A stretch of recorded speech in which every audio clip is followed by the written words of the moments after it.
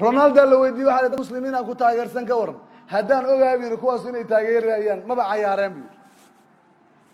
nacaybku uu qabo wax islaam sheegtaba kana Ronaldo fi macno laacib kabiir bas haya waxaan ogahay hadda ka hor waxa ka dhacay number 4 Muqdisho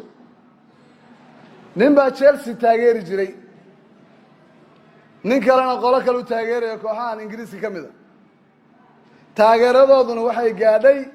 mid ka daran mid reer Yurub qaarkood nimankii markaa Chelsea taageerayay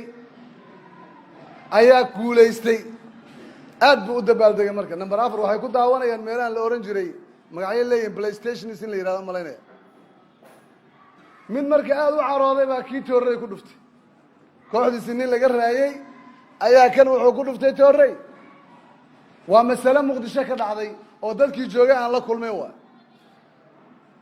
waa dhintay ninkii Chelsea taageeray meeshiiba wax yar kadib waa iska dhintay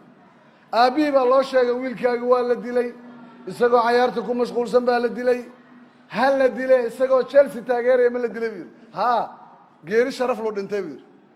haddaad Man United jeceshahay kaafir Man United jecel baad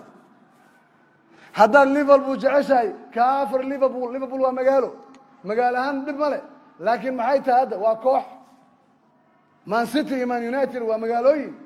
laakiin kooxaha matalaya kooxdii shaytaanka gaduudan la baxay ayaa tir taageeraan u ahay waa jecelahay mid kamid ah wax gaaraana caawa madax xanuun baa ku qabanay miyaysan wala ahayn wallahi dhagahaygan ku maqlay wiil dhalinyaro Soomaaliya oranaya mid kale u hanjabaya David Beckham baa iga jaban u dhaad laakiin markuu David Beckham isoo kabmo ilaahay idankiis ay arki doontaa waxaan kugu dhigo waa ciyaartoy Ingiriis David Beckham isagu ka jabay kaas uma oga laakiin in mid Soomaaliya hadda uu qunuudayo kaas uma oga ninkani walaagiisi Madrid buu siiyay maanta ama wuxuu siiyay Man United caalamka ama ma oga Soomaaliya dhinaca ka soo guwatuusan ogeyn magaalada Muqdisho hadii maanta dagaal ka bilowdaan bas war ka hayn hadii la isku hortuusan ogeyn